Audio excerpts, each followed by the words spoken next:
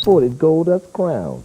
It was the 15th frame of a straight pool game. They all stood digging the... He was actually with Bootsy before he went with the Spinners. So he had he was with Bootsy. Yeah,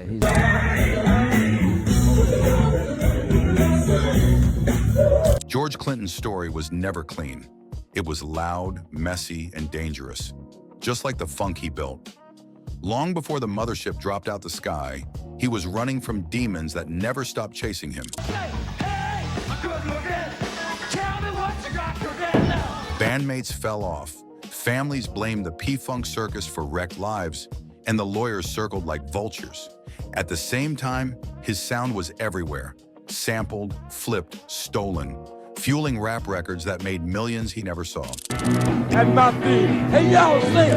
The empire he built on smoke and rhythm turned into a battlefield of contracts, betrayals, and courtroom wars.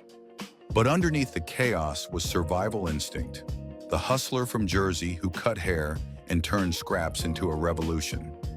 This is the rise and collapse of George Clinton. Funk genius, addict, fighter, and a warning for anyone chasing the dream. Not only space, but time. We are still traveling on the mothership. Long before the mothership landed and crowds crowned him the face of funk, he was already wrestling with an addiction that stalked him everywhere. Crack wasn't just a bad habit, it was a lifestyle that shaped whole chapters of his life. He carried pipes into rooms he shouldn't have, stumbled through recording sessions that blurred genius and disaster, and surrounded himself with a crew just as lost in the haze. Guitarist Tall Ross never made it back after pushing himself past the edge with speed and acid. Eddie Hazel's legendary solo on Maggot Brain came from a trip so heavy it sounded like grief, but the same demons dragged him under later. Families even took Clinton to court, saying the P-Funk circus wasn't just about music. It bred addiction and wrecked lives. I think his early experiments with drugs, very much like mine, psychedelic drugs, I kind of influenced a lot of what he did and how he heard music, how he heard sound. And if the drugs didn't tear everything apart, the lawyers did. Old bandmates came back swinging with their own projects, slapping familiar names on records as if history could be rewritten in a studio. Meanwhile, Clinton was drowning in contracts he swore weren't real, watching publishing rights slip into the hands of companies that knew how to twist the fine print. Even the names Parliament and Funkadelic, his crown jewels, turned into weapons passed around in court battles. But before all of that, he was just a hustler from Jersey with scissors in one hand and a dream in the other. The barber shop wasn't just a business, it was the stage where he and his boys cut harmonies while cutting hair. Rejections came often. Even Motown brushed him off. But he never quit hustling rides to Detroit, knocking on doors, pushing songs until someone finally listened. That first hit was enough to trade the Clippers for a microphone and gamble everything on music. What he pulled off next was pure survival instinct. Instead of letting labels lock him down, he split his crew into two. One band leaning heavy into the psychedelic mess, the other dressed sharp and radio ready. It wasn't just art, it was strategy. Double the output, double the chances, no contract could cage him. Soon the shows weren't just concerts, they were outer space theater, with smoke, lights, and a mothership dropping out of the sky. It was escapism turned into revolution, funk made cosmic. But all the glitter came with a bill. Addiction hollowed out the empire, contracts dragged him into endless fights, and money, once flowing, turned into another trap. That's where the story flips into the next act. The ugly truth about labels, lawyers, and how genius can get eaten alive by the system. Copyright infringement of Mr. Clinton's music based on fraud. By the time the 80s rolled around, George had already built an entire universe out of funk. The mothership, the costumes, the characters, the endless spin-offs, it all made him look untouchable. But behind the lights and smoke, his business world was a mess. Contracts overlapped, publishing deals contradicted each other, and every handshake seemed to come with a side clause. What looked like an empire on stage was really a maze of fine print that slowly swallowed him whole. Casablanca Records had been his home base, the label that pushed both him and disco royalty into the stratosphere. But when that machine went under, Clinton lost his anchor. Suddenly, he was bouncing from one big company to another, juggling projects, chasing advances, and fighting off accountants who claimed he owed them more than he could pay. Within a couple of years, the music slowed and the lawyers took over. Bankruptcy gave him temporary relief, but it also opened the door for Bridgeport Music, a publishing company run out of Detroit, to swoop in and claim huge chunks of his catalog. They insisted he'd signed everything away, while he swore the signatures were fake or tampered with. There was even proof that some contracts were doctored after the fact, with signatures notarized years later. A judge called them out, but loopholes and settlements meant the damage was already done. That technical control gave Bridgeport a stranglehold just as hip-hop was sampling P-Funk like crazy. Every bass line, every riff, every groove turned into money, but a lot of that cash was being rerouted to someone else. Clinton had created the soundtrack for a new generation, but the profits were locked in a courtroom battle that never seemed to end.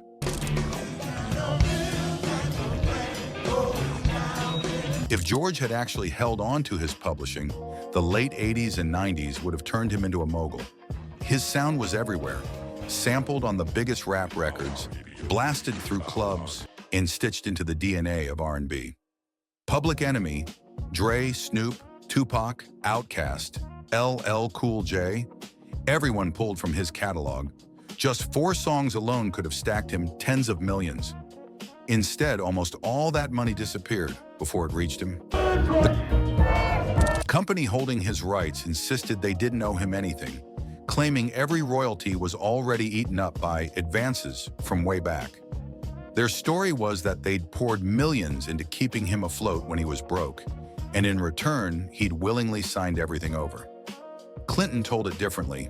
To him, they were supposed to manage the licenses temporarily, keep a cut until one debt on a farm was cleared, then hand the rights back. Instead, he said they twisted the paperwork to lock him out permanently. The receipts they showed made it all look even shadier. His lawyers spotted over $1 million in charges that barely made sense. $500,000 written off as lost revenue, another $750,000 for legal fees from a case he wasn't even involved in. It looked like they were billing him to fight their own battles while they kept cashing in on his music. He knew it wasn't just about the songs, it was about whether he even had the money to fight in court at all. And it didn't stop at the music.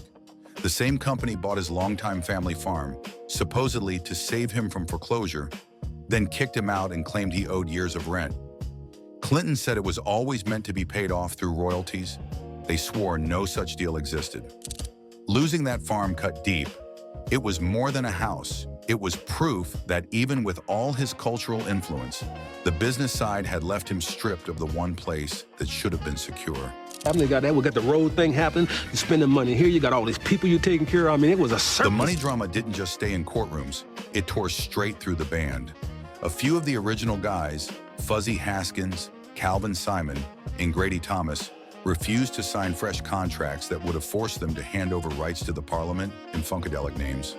Instead, they walked out and dropped their own record under the Funkadelic banner, sparking a messy fight over who actually owned the name.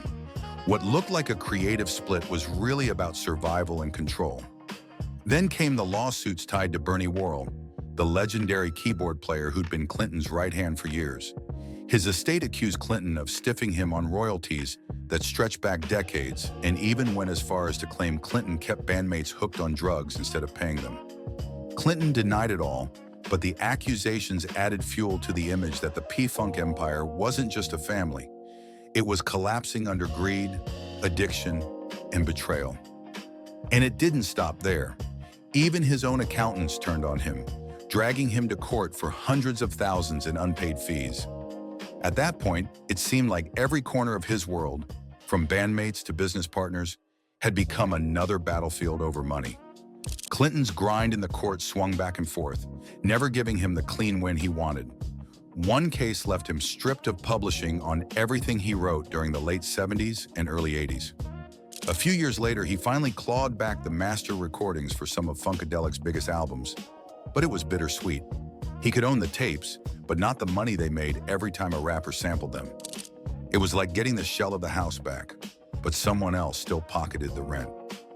The laws themselves didn't make it any easier.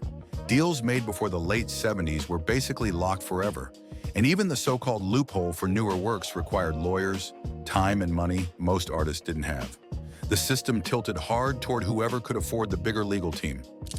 And that wasn't Clinton. Still, he never stopped swinging. Even while touring into his 70s, he kept filing lawsuits and digging into Bridgeport's accounting. And he wasn't done yet. As recently as 2025, he came back with a new lawsuit accusing the same company of running a decades-long hustle that robbed him of nearly his entire catalog.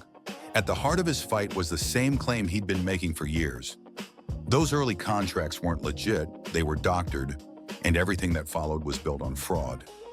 For George Clinton, the battle stopped being just about checks a long time ago.